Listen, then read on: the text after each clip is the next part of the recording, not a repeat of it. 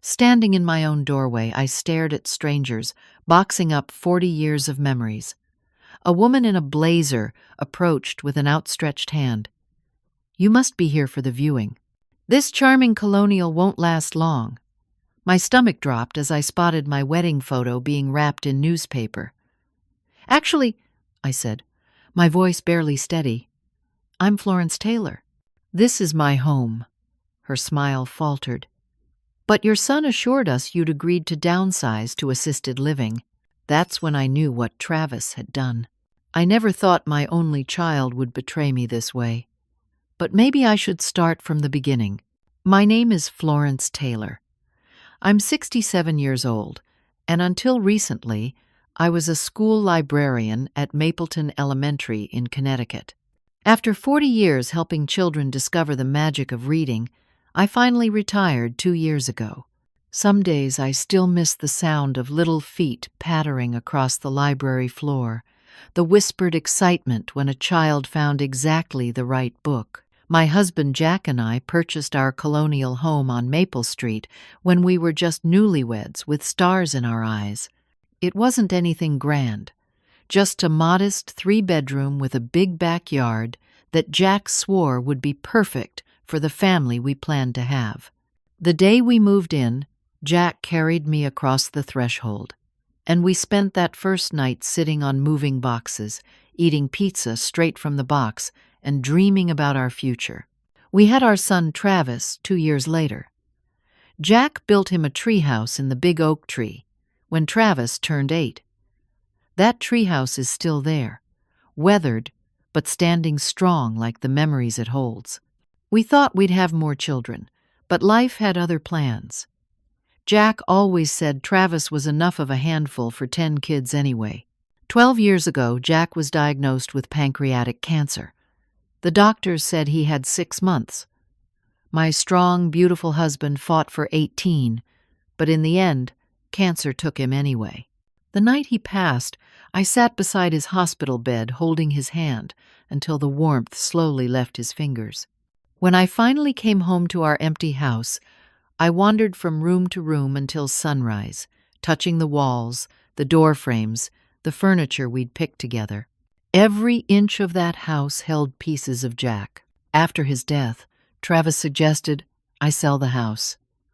"It's too big for just you, Mom," he said, but I couldn't bear to leave, not when I could still feel Jack in every corner. Travis had always been headstrong. As a child, once he set his mind to something, there was no changing it. He grew into a determined, but sometimes difficult adult. He married Melanie right after college, a pretty woman with a thin smile that never quite reached her eyes. Travis had worked his way up to a management position at an insurance firm, and they lived in a nice subdivision about 20 minutes from my house. Then last year, Travis lost his job. Something about restructuring, though he was vague about the details. He and Melanie had always lived beyond their means. The newest cars, the trendiest clothes, vacations they couldn't afford. Jack used to worry about it. "The boy thinks money grows on trees," he'd say, shaking his head. After Travis lost his job, he and Melanie started struggling. I helped as much as I could, loaning them money for mortgage payments, for car repairs, for unexpected medical bills. The loans were never repaid, but I didn't press it. He was my son, after all. This spring, I decided it was finally time to do something for myself. My college roommate Judy had moved to Florida years ago and had been begging me to visit. "Florence," she'd say during our weekly phone calls, "you haven't taken a real vacation since Jack died. It's been 7 years. He wouldn't want you putting your life on hold forever." She was right. So I booked a 2-week trip to stay with Judy in her condo near Sarasota. I was terrified and excited all at once. I hadn't flown alone in decades. Jack had always handled the details when we traveled together. When I told Travis about my plans, he seemed genuinely pleased. "That's great, Mom. You deserve some time away." He even offered to check on the house and water my garden. I'd spent years cultivating my flower beds, especially my prize-winning roses. Jack had always teased me about how I talked to my plants, but they were like old friends now, especially after he was gone. The morning of my departure, Travis drove me to the airport. As he helped me with my suitcase, he gave me a tight hug. "Don't worry, Mom. We'll take care of everything," he said. "Just enjoy yourself." I was almost at the security checkpoint when my phone rang. It was Dorothy, my neighbor of 30 years. "Florence," she said, her voice tight with concern. "I wanted to check if everything's all right at your place. There've been strangers in suits looking around your property all morning. One of them was taking measurements of the yard." My heart stuttered. "What strangers?" "Men in business clothes. One had a clipboard. They were walking the perimeter of your house and taking photos." I called Travis immediately, my fingers shaking slightly as I dialed. "Is something wrong with the house?" Dorothy said. "There are people measuring the yard." Travis's laugh sounded oddly forced. "Oh, that. It's just some people giving estimates for yard work. I thought I'd surprise you with a landscaping upgrade while you're gone." "Don't worry about it, Mom. You'll miss your flight if you don't hurry." I hesitated, an unsettled feeling blooming in my stomach, but I pushed it down. Travis was doing something nice, that was all. And I had a plane to catch. "Okay, if you're sure everything's fine," I said. "Everything's perfect," he assured me. "Have a great time, Mom." As I hung up, I couldn't shake the feeling that something wasn't right. But I told myself I was being silly. Travel nerves, that's all it was. What could possibly go wrong in 2 short weeks? I boarded the plane with that nagging worry still tickling the back of my mind. As I settled into my seat, I tried to focus on the adventure ahead instead of whatever might be happening back home. The last time I'd flown was with Jack for our 35th anniversary. We'd gone to California to drive up the coast. He'd been healthy then, strong and vibrant, his eyes crinkling at the corners when he laughed. I never imagined it would be our last trip together. The plane taxied to the runway, and I sent a quick text to Judy letting her know we were about to take off.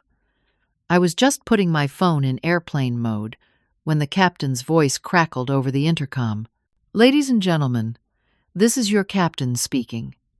I'm afraid we're experiencing some mechanical issues that need to be checked out before we can take off safely.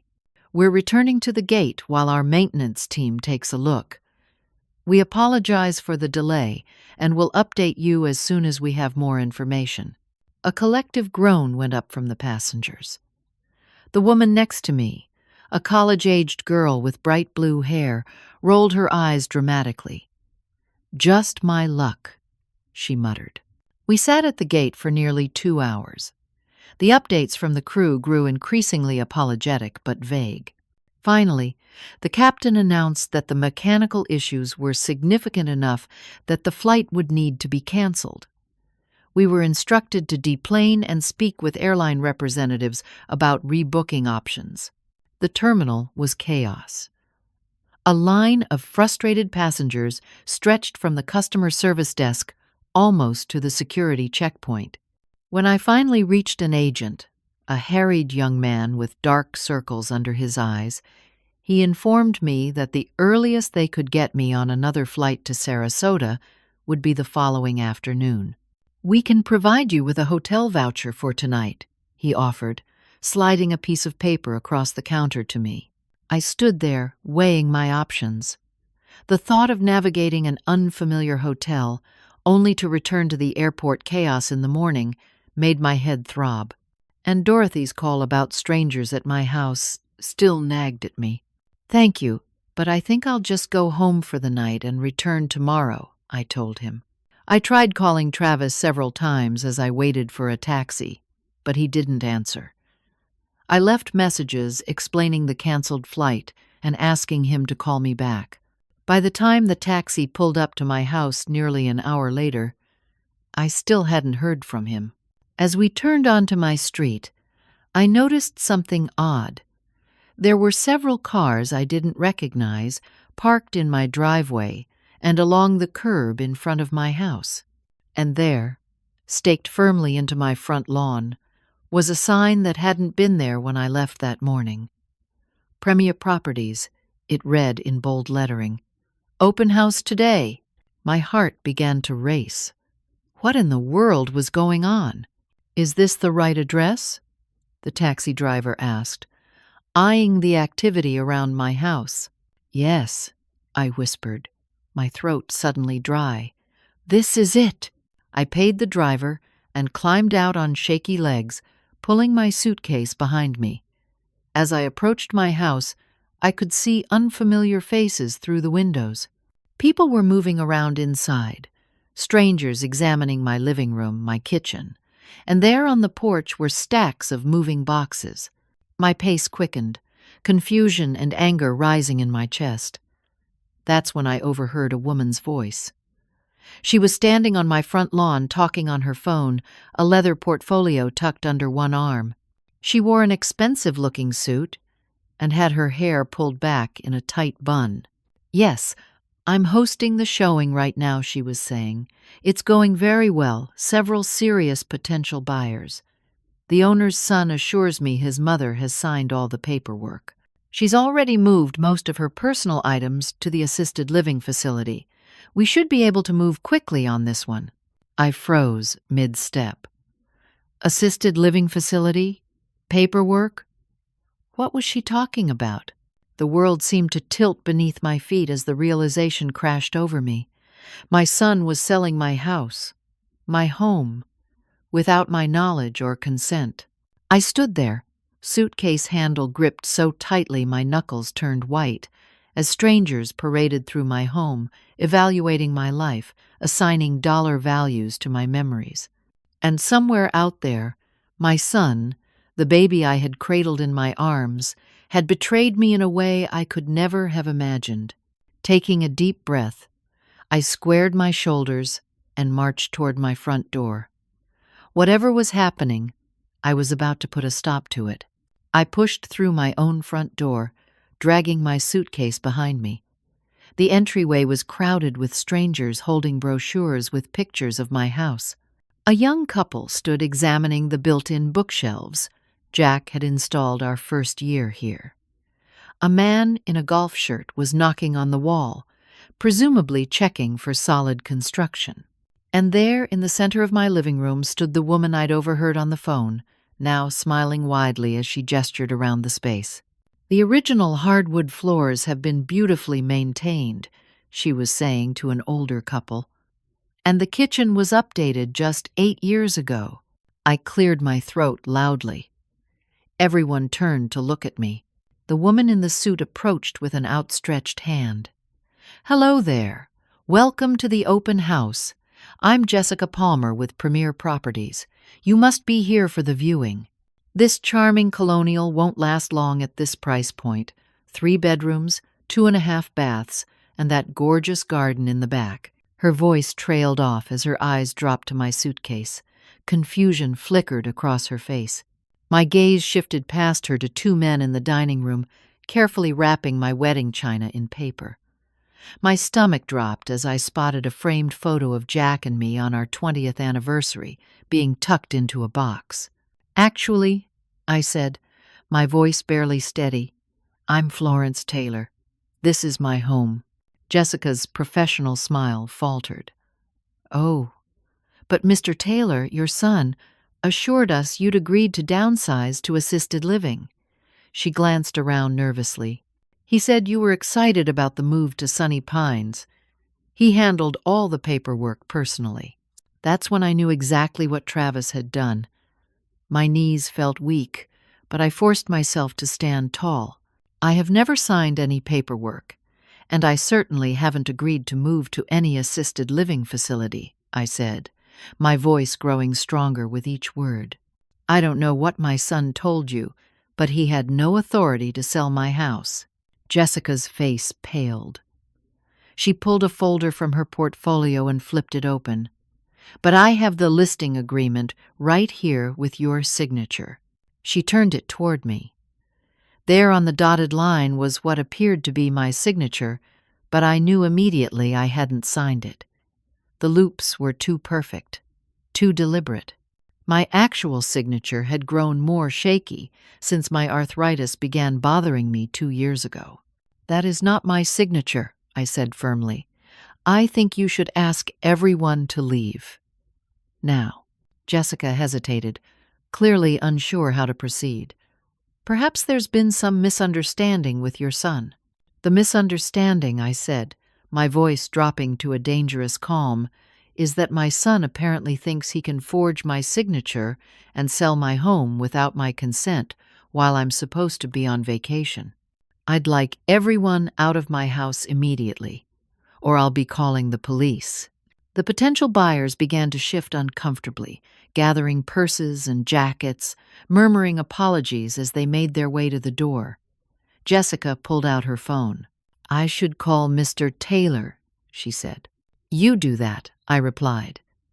"And while you're at it, tell those men to stop packing my things." But when I turned toward the dining room, I realized it wasn't just my china being packed. Throughout the house, moving men were boxing up my belongings. My books, my photo albums, Jack's vinyl record collection that I couldn't bear to part with after he died. "Stop!" I shouted, rushing toward a young man who was wrapping Jack's favorite reading lamp in bubble wrap. "Put that down! You have no right to take these things." "Lady, we're just doing what we were hired to do," he said, looking confused. "We have orders to pack everything up and take it to storage." "Whose orders?" I demanded. "Guy named Taylor," he said with a shrug. "Said his mom was moving to assisted living and needed the house emptied before the new owners take possession." I felt sick. How long had Travis been planning this? How many lies had he told to make it happen? While Jessica stepped outside to call Travis, I rushed upstairs to my study. The room was in disarray, drawers pulled open, papers scattered. My important documents were kept in a locked file cabinet in the corner. The lock had been forced open, the cabinet now empty. My hands trembling, I pulled out my phone to call the police. Jessica hurried back in, looking flustered. "Mrs. Taylor, please don't involve the authorities yet," she pleaded. "Your son isn't answering, but I'm sure this is just a terrible misunderstanding. Let's try to sort this out." "A misunderstanding?" I repeated incredulously. "Someone forged my signature on legal documents. Strangers are packing up my belongings without my permission. My important papers are missing. This isn't a misunderstanding. It's fraud." I needed to find my charger. My phone battery was nearly dead. I headed to Travis's old bedroom, where I kept spare electronics in the desk drawer. The room had largely remained unchanged since he left for college, though I'd converted part of it to storage over the years. As I searched through the desk, I noticed the closet door slightly ajar. Curious, I pulled it open. Inside, tucked behind some old sports equipment, was a stack of papers. I pulled them out, and my breath caught in my throat. Bank statements, collection notices, credit card bills with alarming past due amounts, all in Travis and Melanie's names. As I flipped through the documents, a picture emerged of a financial disaster far worse than Travis had ever admitted to me. They were in debt for nearly $200,000, with multiple accounts in collections. And beneath those papers was something else. Architectural plans for what appeared to be a luxury home. "Taylor Residence," read the title. "Lakeview Estates, Asheville, North Carolina." The pieces clicked together with sickening clarity. Travis wasn't just selling my house out of desperation. He was planning to use the proceeds to finance a fresh start, a new luxury home far away from his debts and from me. I sank onto the edge of the bed, the papers clutched in my trembling hands. How had it come to this? How had my own son become capable of such calculated betrayal? I heard car doors slamming outside, and voices raised in argument. Travis had arrived. It was time to confront him with what I'd discovered. I gathered the financial documents and blueprints and made my way downstairs, my legs feeling heavier with each step. Through the front window, I could see Travis and Melanie in the driveway, talking animatedly with Jessica. Travis's face was flushed with anger, his hands gesturing wildly. Melanie stood slightly behind him, her arms crossed defensively across her chest. I opened the front door and stepped onto the porch. The conversation halted abruptly as all three turned to look at me. "Mom?" Travis's face registered shock before quickly rearranging into concern. "What are you doing here? Your flight was canceled. I finished for him, my voice steadier than I expected. Mechanical issues. Lucky for me, as it turns out." Travis approached the porch steps, his expression now one of practiced sympathy. "Mom, you must be confused. We discussed this, remember, about selling the house and moving somewhere more manageable?" He spoke slowly, as if to a child. "You agreed it was for the best." "Travis Allen Taylor," I said, using his full name as I had when he was a misbehaving child. "We never discussed any such thing, and you know it. What I want to know is how long you've been planning to sell my home out from under me." Travis glanced nervously at Jessica, then back at me. "Mom, I think you're getting confused again. This is exactly why we agreed Sunny Pines would be better for you. They have staff to help when you have these episodes." My blood ran cold at his strategy. He wasn't just stealing my home, he was trying to make me doubt my own mind. "Don't you dare," I said, my voice trembling with fury. "Don't you dare try to convince these people I'm not in my right mind. I am perfectly cogent, and you know it." Melanie stepped forward, her voice syrupy sweet. "Florence, we're just worried about you. You've been so forgetful lately. Remember last month when you left the stove on? And all those bills you forgot to pay?" I stared at her in disbelief. "I have never left the stove on in my life, and my bills are all on auto-pay. Have been for years." Travis moved closer, lowering his voice. "Mom, please don't make a scene. We can talk about this privately." I held up the papers I'd found in his old room. "Like these? Were you planning to talk to me about these?" His face blanched as he recognized what I was holding. "You had no right to go through my personal things," he hissed. "They were hidden in my house," I countered. "The house you're trying to sell without my consent while building yourself a luxury home in North Carolina with the proceeds." Jessica's eyes widened. She turned to Travis. "Mr. Taylor, you assured me your mother had signed the listing agreement and was moving voluntarily." Travis ignored her, his attention fixed on me. His concerned expression had vanished, replaced by cold anger. "You have no idea what we've been through," he said. "The debt, the pressure. We needed a fresh start, and it's not like you need this big house anyway. You're just one old woman rattling around in all this space. So you decided to take matters into your own hands? Forge my signature? Lie to everyone about my mental state? Pack up my belongings without my permission?" Before Travis could respond, a car pulled into the driveway. Dorothy stepped out, her face tight with concern. My dear friend had impeccable timing. "Florence!" she called, hurrying toward the porch. I saw all the commotion and knew something wasn't right. "Are you okay?" "I'm fine, Dorothy," I said, grateful for her presence, just discovering that my son has been trying to sell my house while I was supposed to be on vacation. Dorothy's face hardened as she looked at Travis. "I knew something fishy was going on. That's why I called you about those men measuring the yard." Travis glared at Dorothy. "This is a family matter. It doesn't concern you.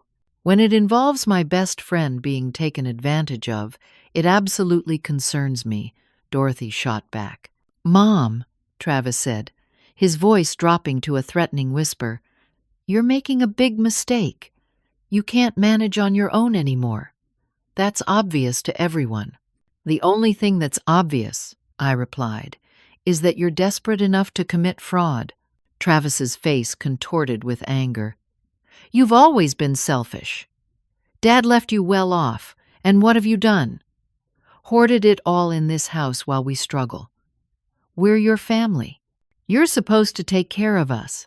"I have helped you," I said, stunned by his outburst. "I've loaned you thousands of dollars that you never repaid." "Loans?" Travis scoffed. "You're my mother. It shouldn't be loans. That money should be helping us, not sitting in your bank account while we drown in debt."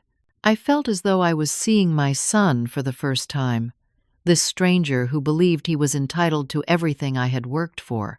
"I've spent my life taking care of you," I said quietly. "But that doesn't give you the right to steal from me." My phone rang in my pocket. I pulled it out, surprised to see it was Dr. Ellen Montgomery, my family physician. I answered, turning slightly away from Travis's glare. "Florence, I'm just calling to check if you're settling in all right at Sunny Pines," Dr. Montgomery said. "Your son mentioned you moved in yesterday, and I wanted to make sure the transition is going smoothly. He was quite concerned about your recent memory issues." My hand tightened around the phone. "Ellen, I'm not at Sunny Pines. I'm standing in my own home, which I never agreed to sell, and I certainly don't have memory issues." There was a pause on the line. I don't understand. Travis told me you had agreed to assisted living after several concerning incidents. He said you were becoming increasingly forgetful and had been diagnosed with early-stage dementia. The ground seemed to shift beneath my feet. "He told you I have dementia?" "Yes, he was quite detailed about your symptoms. He even had documentation." Her voice trailed off uncertainly. "Ellen, I've never been diagnosed with dementia or any cognitive impairment. I believe my son forged medical documents along with real estate papers." "Oh my God," Dr. Montgomery breathed. "Florence, I am so sorry. I should have verified this with you directly." "It's not your fault," I assured her. "But I would appreciate if you could document this conversation and confirm that you have no concerns about my cognitive function. I may need your statement." After hanging up, I turned back to face Travis, a new level of horror washing over me as I realized the extent of his deception. "You told my doctor I have dementia?" My voice was barely above a whisper. "Who else have you lied to about my mental state?" The guilty flicker in his eyes told me everything. This wasn't a spontaneous decision. This was a calculated plan that had been in motion for months. "It was for your own good," he insisted, but his voice lacked conviction now that he'd been exposed. "You're getting older. This house is too much. I was just trying to help you transition to the next phase of your life." By lying to everyone I know? By making them believe I'm losing my mind? Melanie stepped forward. "You should be grateful. We found a nice place for you. It has activities and nurses and everything." "That I never agreed to," I reminded her. "That I'm not moving to." Jessica cleared her throat awkwardly. "I think I need to contact my broker about this situation. These are very serious allegations." She began backing toward her car. "Wait," I called after her. "I want copies of all the paperwork my son submitted. I'll need it for my lawyer." Travis's face drained of color at the mention of a lawyer. "Mom, don't be dramatic. We can work this out as a family. This stopped being a family matter when you forged my signature and lied to everyone about my mental health," I said, surprised by the calm in my voice despite the storm raging within me. I turned to the moving men who had gathered uncertainly in the doorway. "Please stop packing immediately. Nothing leaves this house." One of them nodded. "Yes, ma'am. We'll just wait in the truck until someone sorts this out." Dorothy put her arm around my shoulders. Florence should stay with me tonight while we get this straightened out, she said firmly. And I think you two should leave, she added, glaring at Travis and Melanie. Travis took a step toward me, his expression darkening. You're making a huge mistake. Without us, who's going to take care of you? You'll end up alone and helpless, and then you'll wish you'd let us handle things. In that moment, looking into the angry face of my only child, I felt something inside me break. But alongside the heartbreak was something else, something harder and more resolute. I would not be bullied, not even by my own son. I would rather be alone than surrounded by people who see me as nothing but a resource to be drained, I said quietly. Please leave my property now, or I will call the police and report the forgery and fraud you've committed. For a moment, I thought Travis might argue further, but Melanie tugged at his arm, whispering something in his ear. With a final glare, he turned and stalked back to their car, Melanie hurrying behind him. As they drove away, I let out a breath I hadn't realized I was holding. Dorothy squeezed my shoulders. Come on, honey, she said gently. Let's get you inside and make some tea. Then we'll figure out what to do next. I nodded numbly, allowing her to guide me back into the house that no longer felt quite like the safe haven it had always been. The walls that had held so many happy memories now felt tainted by betrayal. As I sank onto my living room sofa, surrounded by half-packed boxes of my life's treasures, I wondered if I would ever feel secure in my own home again. Dorothy stayed with me that night, setting up in my guest room after helping me unpack some of the boxes the movers had filled. We worked mostly in silence. Each piece I unwrapped a small victory, a reclaiming of what was mine. When we found Jack's reading lamp, carefully wrapped in bubble wrap, I held it against my chest for a long moment, fighting back tears. I keep thinking I'll wake up, and this will all be some terrible dream, I confessed, as we sat at my kitchen table, mugs of chamomile tea growing cold between us. I know, honey, Dorothy said, reaching across to squeeze my hand. It's hard to believe someone could do this, especially your own child. I had called the police, but as the officer explained after taking my statement, this was complicated by the family relationship and the forged documents. He classified it as a civil matter with potential criminal elements that would need further investigation. In other words, this wouldn't be resolved quickly. Jessica, the realtor, had been horrified once she understood what had happened.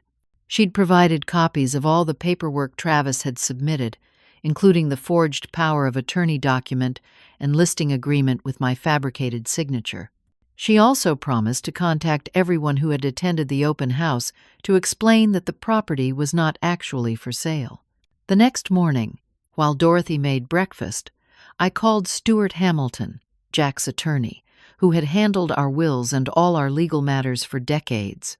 "Florence," he said warmly when he picked up, "it's been too long. How are you doing?" The simple question broke something open inside me, and to my embarrassment, I began to sob. "Florence, what's wrong? Are you all right?" Between shaky breaths, I told him everything about Travis's betrayal, the forged documents, the lies about my mental state. Stuart listened without interruption, though I heard his sharp intake of breath several times. "I'll be there in an hour," he said when I finished. "Don't sign anything, don't talk to Travis without me present, and start making a list of everyone he's spoken to about your supposed cognitive decline." True to his word, Stuart arrived at my door exactly 60 minutes later, his silver hair neatly combed, wearing a suit despite it being Saturday. He hugged me tightly before getting down to business. After reviewing the forged documents, he shook his head grimly. "This is serious, Florence. Multiple counts of fraud, forgery, possibly elder abuse, given the nature of the deception. Travis could face criminal charges." My heart clenched. Despite everything, the thought of my son facing legal consequences was painful. I don't necessarily want him arrested. I just want my home secured and my reputation restored." Stuart nodded. "I understand. Let's focus on protecting you and your assets first.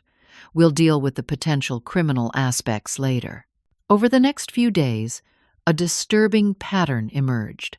Travis had told virtually everyone in my life some version of the same story, that I was experiencing cognitive decline and needed assisted living.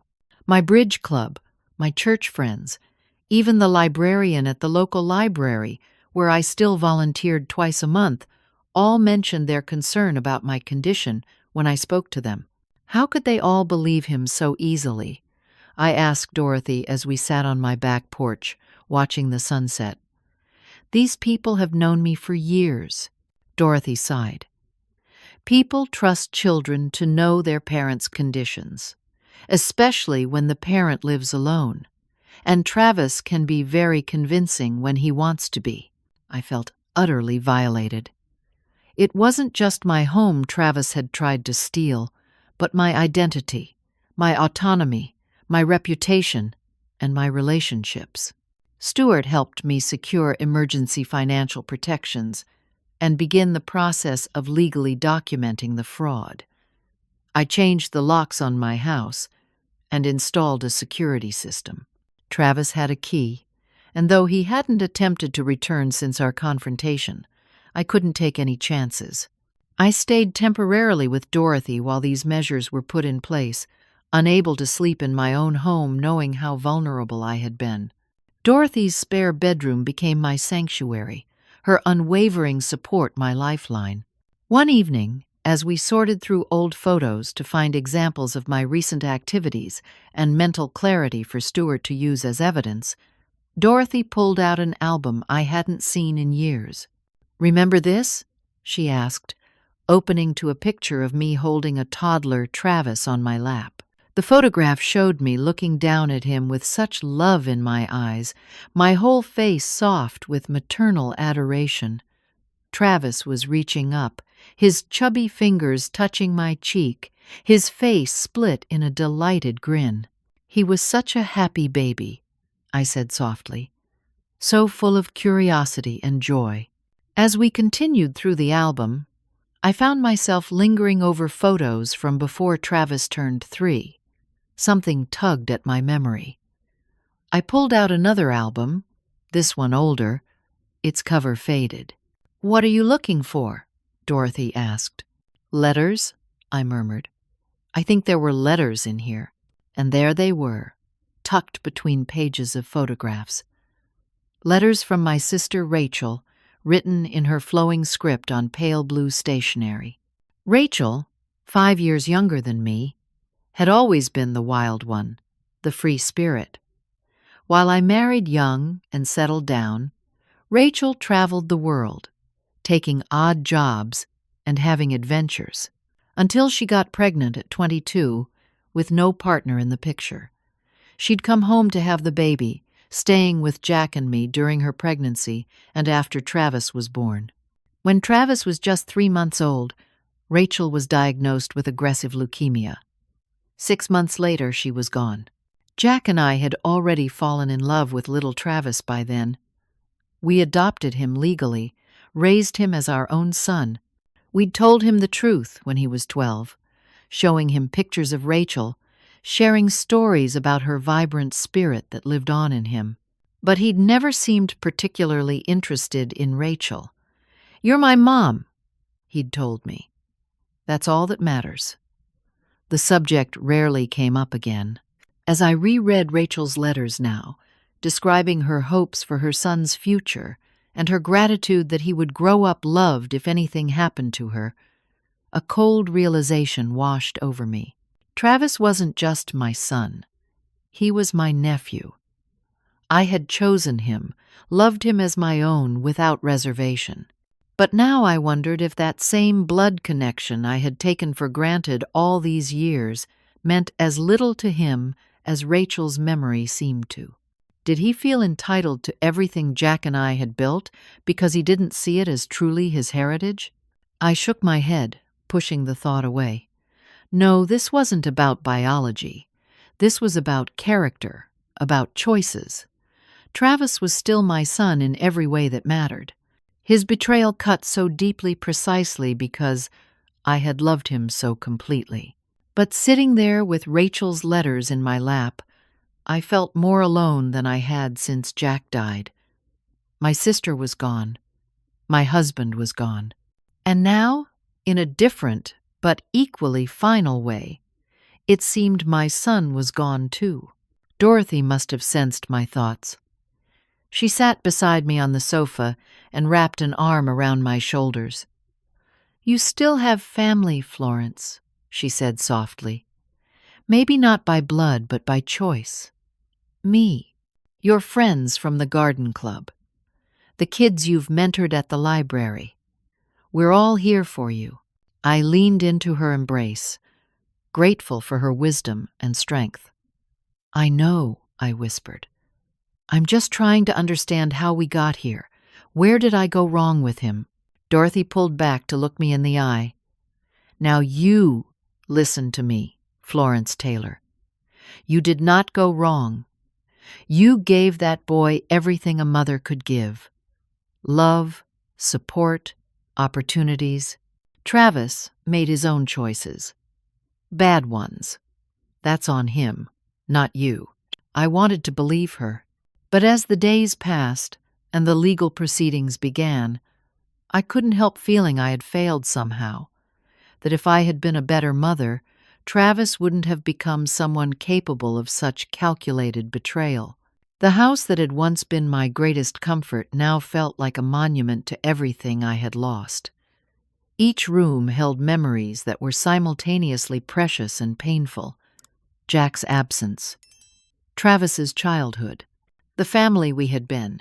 One night, unable to sleep, I wandered through the quiet rooms, trailing my fingers along the walls, the furniture, the door frames, just as I had the night Jack died. But this time, instead of feeling his presence in every corner, I felt only emptiness. Standing in Travis's old bedroom, I looked at the space that had once been filled with sports trophies and model airplanes, comic books, and school projects. The walls still bore the faded outlines where posters had once hung. The desk where he'd done his homework now held only the damning financial documents I'd discovered. In that moment, surrounded by the ghosts of what once was, I made a decision. I would fight for my home, my reputation, and my dignity. But I would also find a way to rebuild my life, with or without the son who had tried to steal it from me. The next morning, I woke with a sense of purpose I hadn't felt in years. Over coffee, I told Dorothy about my revelation. "I need to take back control of my life," I said. "Not just legally, but in every way." Dorothy smiled. "That's my girl. Where do we start?"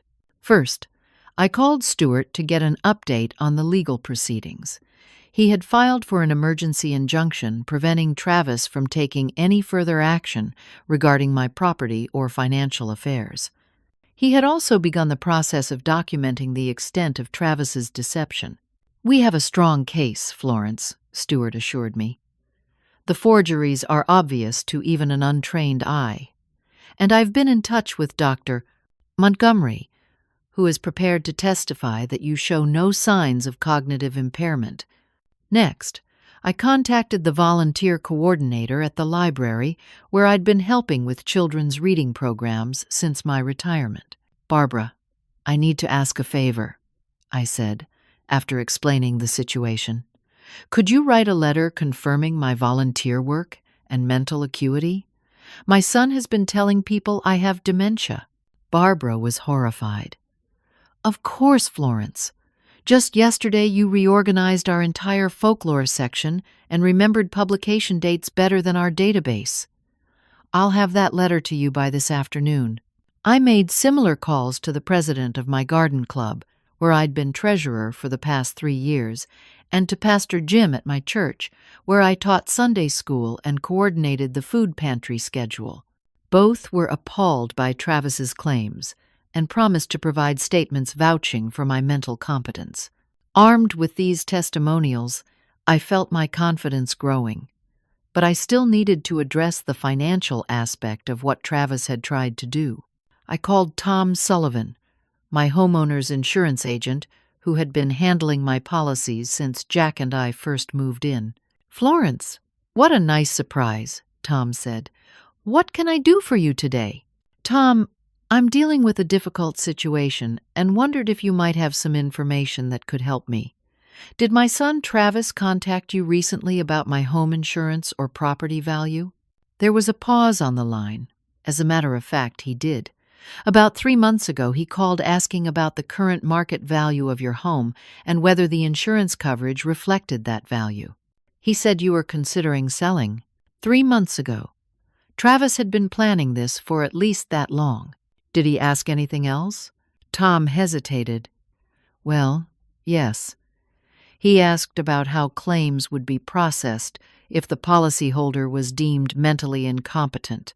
I thought it was an odd question, but he said he was just trying to make sure all bases were covered as your power of attorney." My blood ran cold. "Tom, Travis is not and never has been my power of attorney." "Oh dear," Tom said, clearly uncomfortable. "Florence, I'm so sorry. I should have verified that with you directly." "It's not your fault," I assured him. "But I would appreciate if you could document this conversation. I'm building a case against Travis for fraud and forgery." By the end of the day, I had gathered significant evidence of Travis's premeditation and deceit. But perhaps the most surprising support came from an unexpected source. Dorothy and I were sitting on her patio that evening when her phone rang. After a brief conversation, she turned to me with wide eyes. "You'll never guess who that was," she said. "Jake Williams." Jake had been our neighbor for nearly 20 years, before moving to Florida after his retirement from the police force 2 years ago. He and Jack had been fishing buddies, and he'd always kept a friendly eye on me after Jack's death. "What did Jake want?"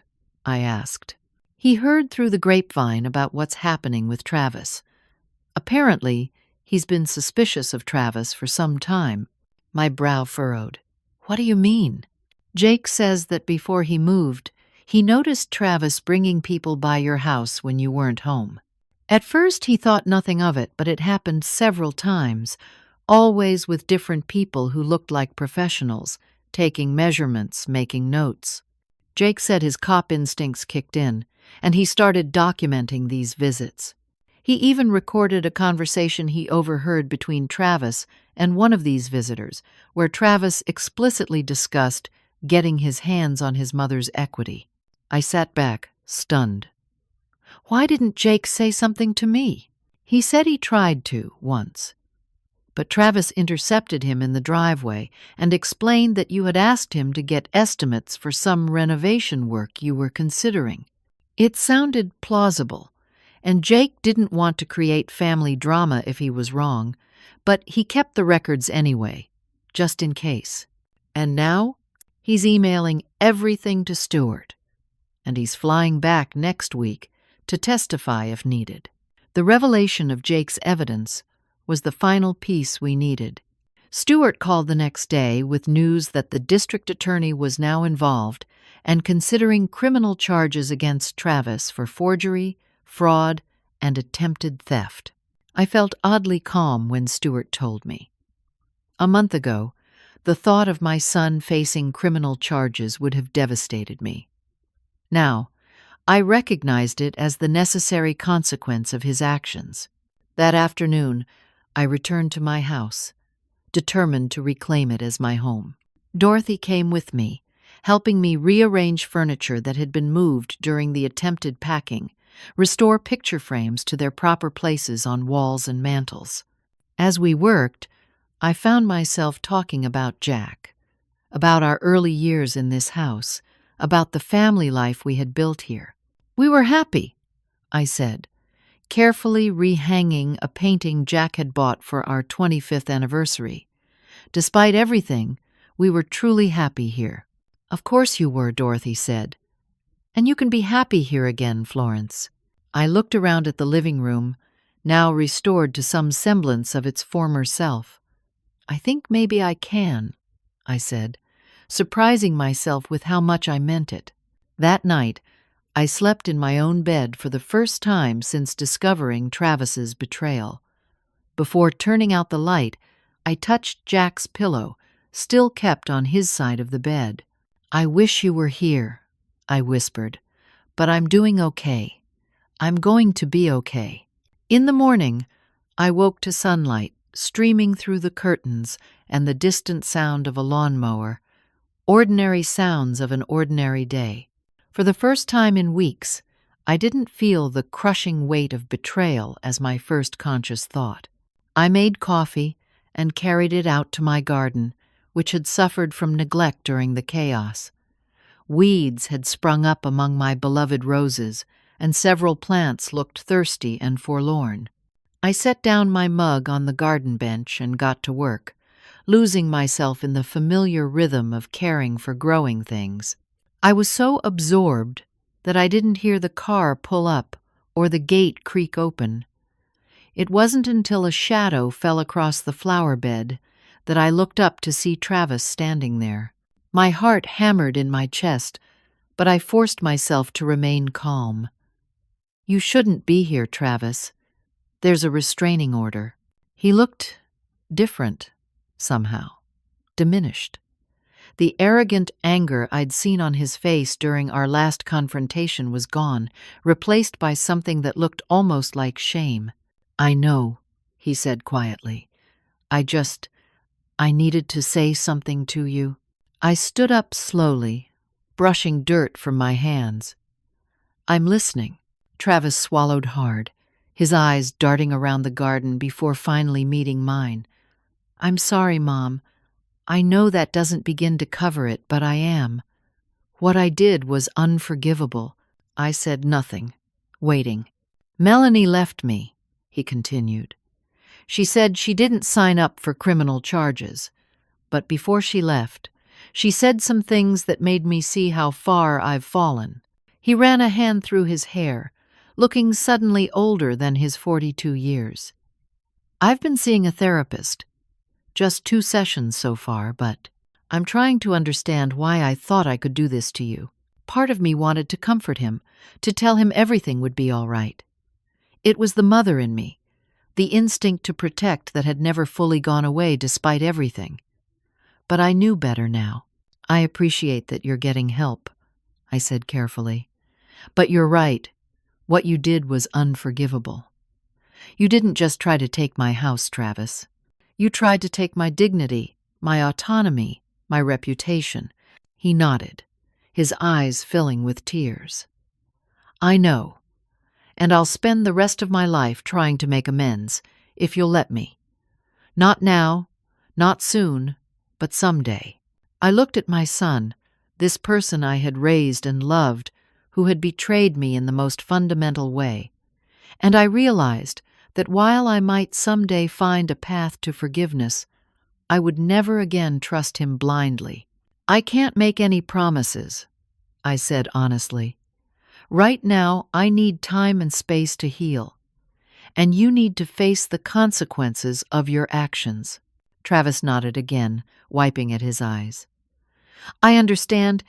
I just wanted you to know that I'm pleading guilty to all charges. No deals, no excuses. I did what they're accusing me of, and I deserve whatever punishment I get." With that, he turned and walked back toward the gate. At the last moment, he paused and looked back. "I really am sorry, Mom, for everything." Then he was gone, leaving me standing in my garden surrounded by the roses Jack and I had planted together, the same garden Travis had played in as a child. Life had come full circle in ways I never could have imagined. I picked up my gardening tools and got back to work, caring for the beautiful things that still grew despite everything they had endured. 2 months later, I stood in my kitchen packing a different suitcase than the one I'd dragged through the airport that fateful day. This time, I was preparing for a journey of my choosing, on my own terms. "Are you sure you have everything?" Dorothy asked, leaning against the counter with a cup of coffee. I smiled at her. Probably not, but that's part of the adventure, isn't it? After the legal dust settled, with Travis pleading guilty to multiple counts of forgery and fraud, I found myself at a crossroads. The house was securely mine again, my reputation restored, my finances protected by new legal safeguards Stewart had put in place. Travis had been sentenced to 2 years of probation, mandatory therapy, and community service, along with full restitution for all expenses his actions had caused me. But something had shifted inside me. The home I had fought so hard to keep no longer defined me the way it once had.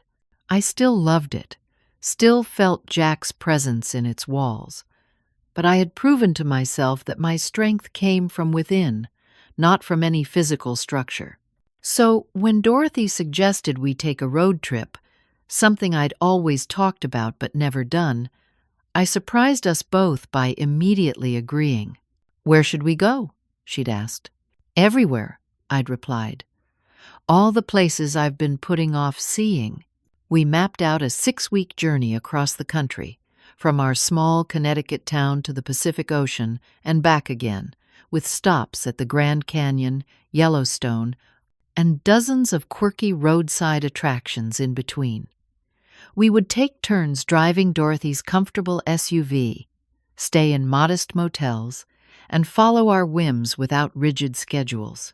The morning of our departure, I walked through each room of my house, saying a temporary goodbye. In the living room, I touched the Afghan Jack had loved to nap under on Sunday afternoons. In the kitchen, I ran my hand along the countertop where we had prepared countless meals together. In our bedroom, I straightened his pillow one last time. "I'm doing this for both of us," I whispered, seeing all those places we talked about but never got to. My next-door neighbors, the Johnsons, had agreed to watch the house and care for my garden. Their teenage daughter would collect my mail and water my plants. Everything was arranged. Dorothy honked from the driveway, and I picked up my suitcase. At the front door, I paused for one last look, then stepped outside, locking the door behind me. The journey was everything I had hoped for and more. Dorothy and I laughed until our sides ached over wrong turns and questionable motel decor. We stood in awe at the rim of the Grand Canyon as the setting sun painted the rocks in shades of gold and crimson. We sat in comfortable silence beside mountain lakes, so clear they mirrored the sky perfectly. I sent postcards to friends back home, each one a small declaration. I am here. I am living. I am finding joy again. When we finally returned to Connecticut 6 weeks later, I opened my front door with a sense of homecoming I hadn't felt in years. The house welcomed me back, familiar and dear, but no longer my only source of security or identity. In the weeks that followed, I began to make changes I'd been considering for years but had never quite found the courage to implement. I converted Travis's old bedroom into an art studio, something I'd always wanted to try. I joined a writing group at the senior center and began putting my story on paper, finding healing in the act of transforming pain into narrative. And then, 3 months after our return, I decided to host a garden party. Nothing elaborate, just a gathering of the people who had stood by me during the darkest period of my life.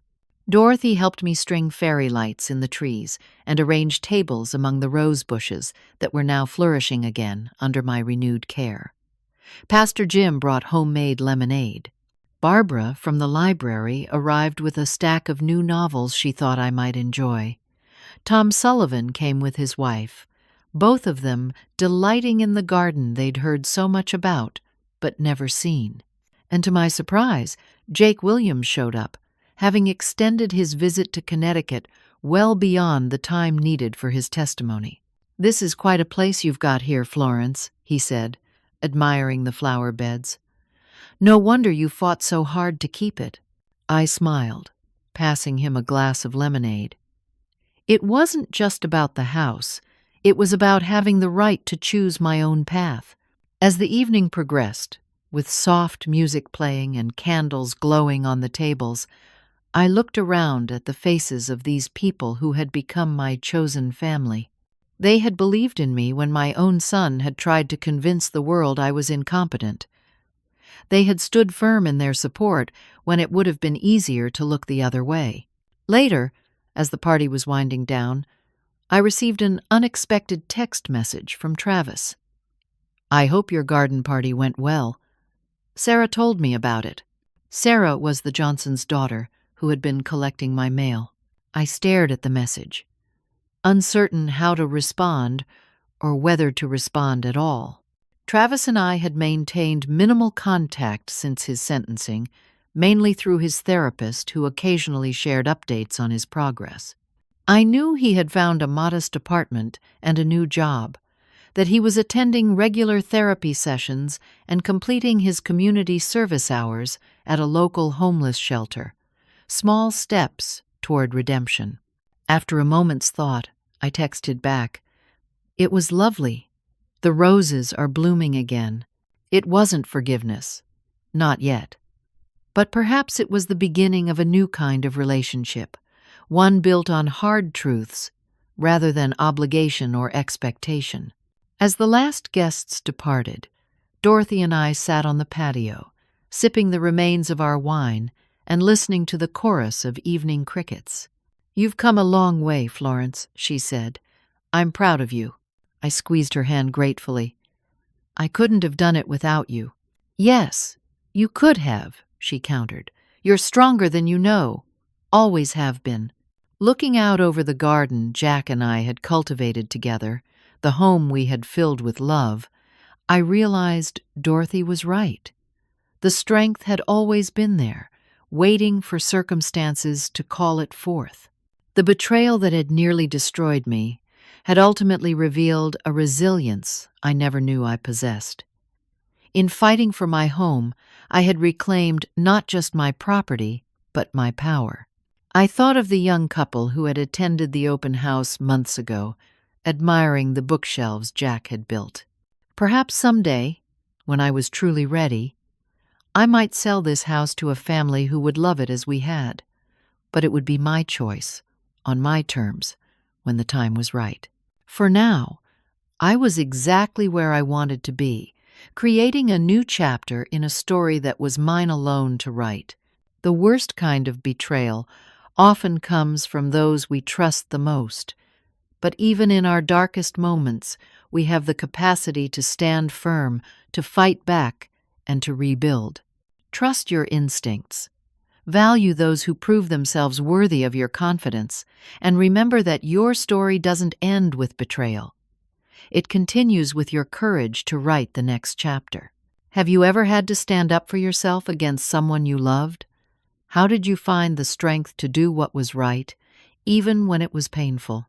Please share your experiences in the comments below, and don't forget to like, subscribe, and share if this story resonated with you.